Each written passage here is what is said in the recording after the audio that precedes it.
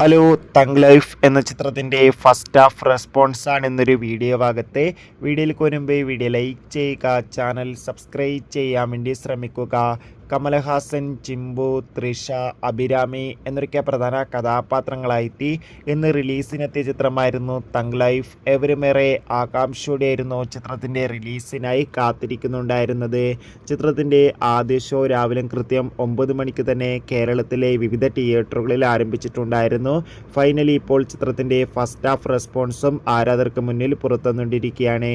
ചിത്രത്തിൻ്റെ ആദ്യ പകുതി കഴിയുമ്പോൾ തന്നെ ചിത്രത്തിന് മികച്ച പോസിറ്റീവ് അഭിപ്രായമാണ് പുറത്തുവന്നുകൊണ്ടിരിക്കുന്നത്.